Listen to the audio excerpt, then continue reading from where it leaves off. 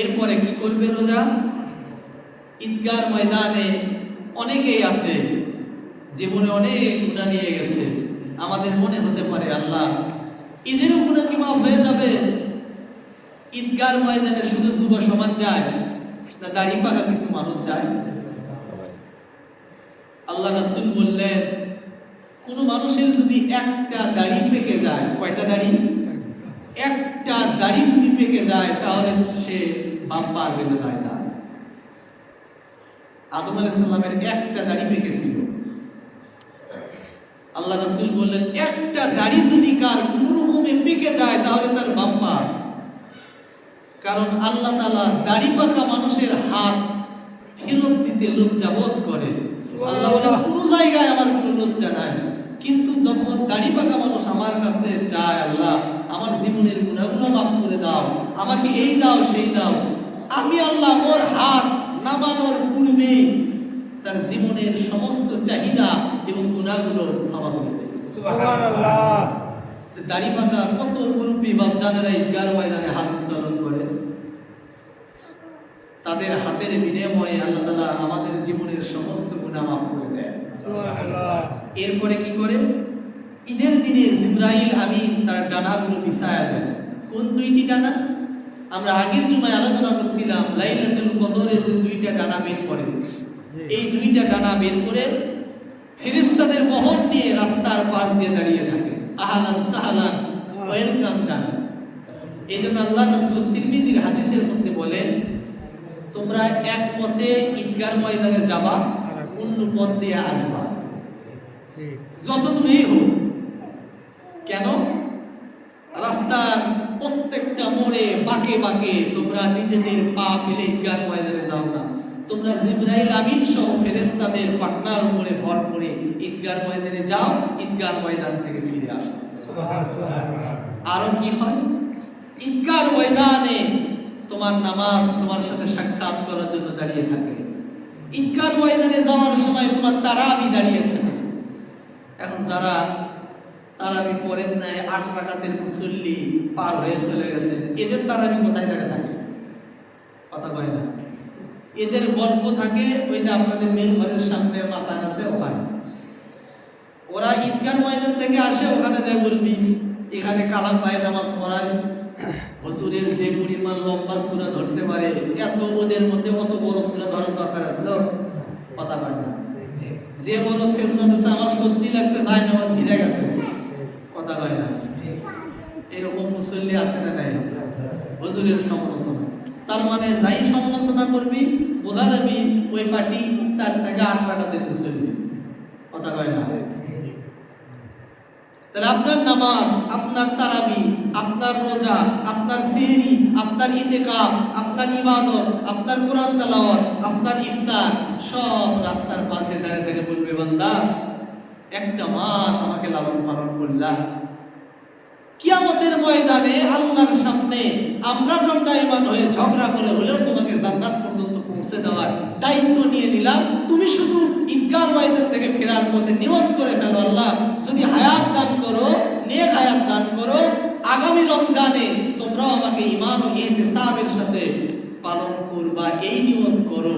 এবং 11 মাস এর শিক্ষা ট্রেনিং নিয়ে যদি চলতে পারো, কিয়ামতের ময়দানে সমস্ত মানুষ যখন বিপদে পড়বে আমরাই তোমার হাত ধরে পুল সিরাত পার করে জান্নাত পর্যন্ত রেখে আসবো। সুবহানাল্লাহ। আপনার আমার তারাবি দেখা কি এই পর্যায়ে হয়েছে? কথা বলেন না, হয় না। জীবনের সমস্ত গুনাহ মাফ করে নেওয়া এত সহজ বিষয় না। জুমাতুল বিদা এখনো মানুষ আলু ভেঙে আছে, কথা বলেন না। ও জুমাতুল বিদা কি? আগামীকাল যে ঈদের দিন তারপরও বলবে জমিতে একটু খোসা দিয়ে তারপরে ঈদগার ময়দানে যায়, নামাজ যেহেতু 8:30, ওরে একটা দিনও সময় নেই। ওরা কোন হাতে পুরস্কার নেবে? অথচ ঈদের দিনের সুন্নাতগুলো আমরা নামাজের শেষের দিকে মানে খুতবার শেষের দিকে পড়ি। ঈদুল ফিতরের দিনে কয়েকটা গুরুত্বপূর্ণ কাজ আল্লাহ তাআলা সংগঠিত করছেন। কথাগুলো ওয়াহাব ইবনে মুনাব্বিহ রাহমাতুল্লাহ আলাইহি বুনিয়াতুত তালিমিন গ্রন্থের 2য় খণ্ডের 29 নম্বর পৃষ্ঠার মধ্যে উল্লেখ করেছেন। তিনি আল্লাহ তাআলা জান্নাতকে তৈরি করেছে। সুবহানাল্লাহ। আগামী জুমায় বলবেন আল্লাহ। ঈদুল ফিতরের দিনে আল্লাহ তাআলা কেন জান্নাত বানাইলেন?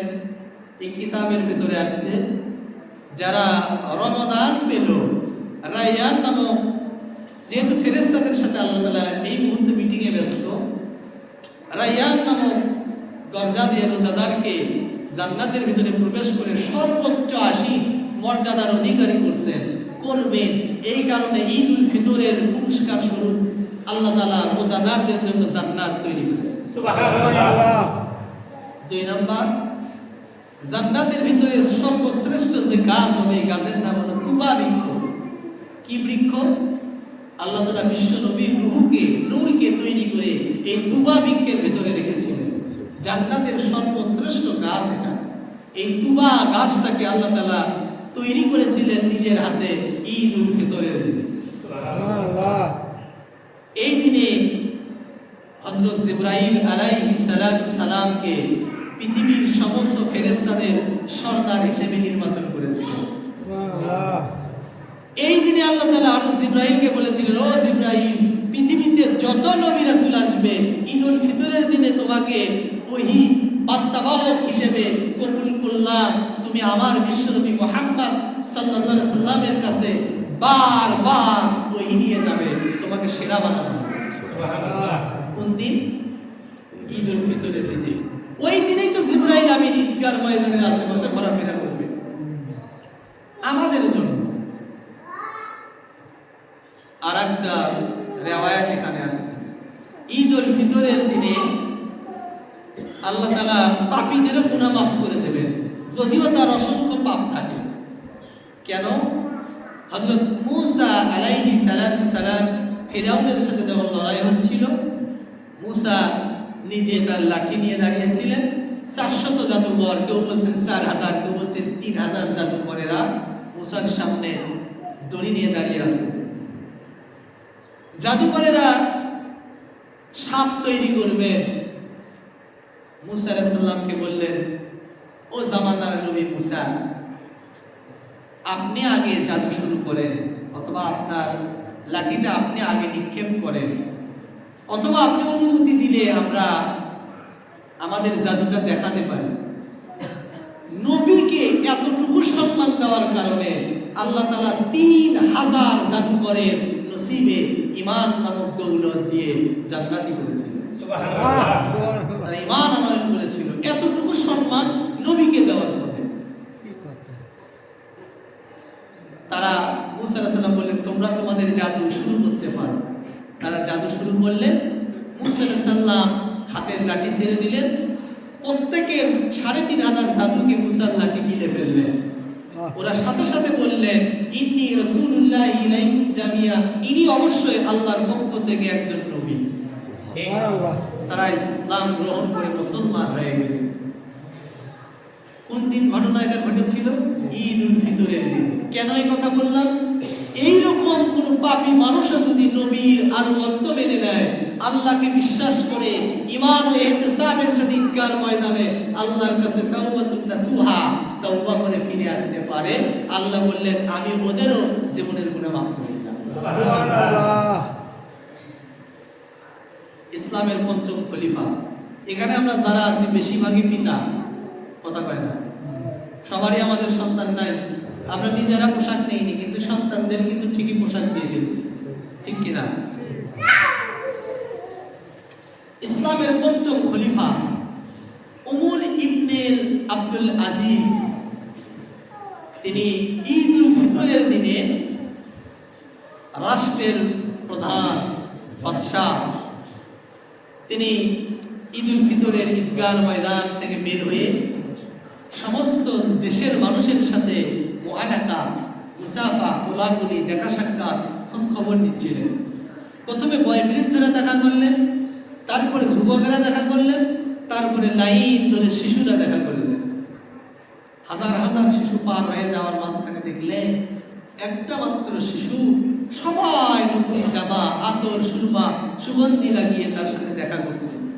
একটা শিশুকে তিনি খেয়াল করে দেখলেন, তার সাথে দেখা করলেন। ওই ওই শিশুর পরনে পুরনো কাপড়, জীর্ণ শীর্ণ চেহারা।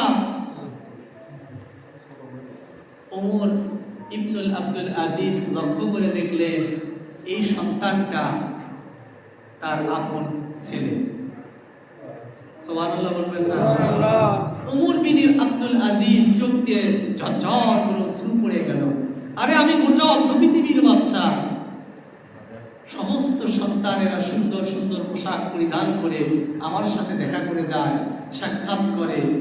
আমার সন্তান আজকে পুরনো কাপড় গায়ে দিয়ে ঈদগার ময়দানে যাবে। না জানি আমার সন্তান আমার নামে কত অভিযোগ জমা করে রাখছে, না জানি কত কষ্ট পাইছে। সন্তানের কাছে গিয়ে বললেন, বাবা আমি তোমার মনের ইচ্ছা আল্লাহ হয়তো পূরণ করতে পারিনি, তোমার কোনো অভিযোগ আছে আমার নামে? আমাদের সন্তান হইলে বলতে ঈদগার ময়দান থেকে বাসায় চলো, চাকরি ধার দিয়ে রাখছে, কথা কয় না। কিন্তু উমর বিন আব্দুল আজিজের কেমন সন্তান ছিল? তিনি বললেন, বাবা কি কথা আমাকে শোনালা তুমি? তুমি কি আমাকে এইরকম করে লালন পালন করেছ? তার সন্তান ছোট্ট মানুষ যে জবাবটা দিয়েছিলেন, ইতিহাসে তাবেঈদের এই কথাটা রেকর্ড হয়ে আছে। তিনি বলেছিলেন, বাবা জবাবে সন্তান বাবার কথার জবাবে বলেছিলেন, যার অন্তর ভাঙে, সন্তানের ব্যথায় যার অন্তরটা ভেঙে গেছে, সে তো ওই ব্যক্তি যে ব্যক্তি নিজে আল্লাহর সাথে নাফরমানি করে। কারণ রোজা তো এই শিক্ষা তোমাকে দেয় নাই বাবা। সন্তানের দুঃখে তুমি কেন কাঁদবা? তোমার কেন মন ভেঙে যাবে? এটা তো আল্লাহর সাথে নাফরমানি করার সমান। বাবা আমি ওই সন্তান না।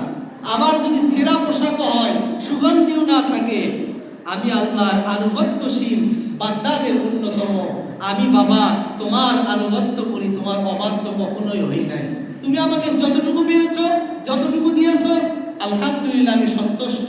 আমার দায়িত্ব ছিল ঈদগার ময়দানে যে তোমার জন্য দোয়া করা, আমার নিজের জন্য আল্লাহর কাছে ক্ষমা চাওয়া। আমার বিশ্বাস ইতিমধ্যে তোমার এবং আমার সমস্ত দায়িত্ব আল্লাহ নিজের কাঁধে তুলে নিয়েছে। সুবহানাল্লাহ। তারও সন্তান, আমাদেরও সন্তান। আমাদের সন্তান এখনো তারা মার্কেট করেনি, আজকের রাত্রিতে যাবে মার্কেট করতে, কথা বলে আছে না নাই? আজকের রাত্রিতে কি মার্কেটের ইবাদত? এই 2 দিন আল্লাহ রাসূল বলছেন, যদি কোনো বান্দা আল্লাহর কাছে মর্যাদা চায় দুনিয়া এবং আখিরাতে, তাহলে তারা জুমাতুল বিদার পর ঈদুল ফিতরের আগের রাত, ঈদুল ফিতরের রাত, এই 2 রাত যাতে ইবাদতে মশগুল থাকে। 4টা ইবাদতের কথা হাদিসে উল্লেখ আছে। কয়টা? 4টা। 1 নম্বর ইবাদত হলো যেহেতু কি নাই, তারাবি নাই, তাহলে আপনি কি এই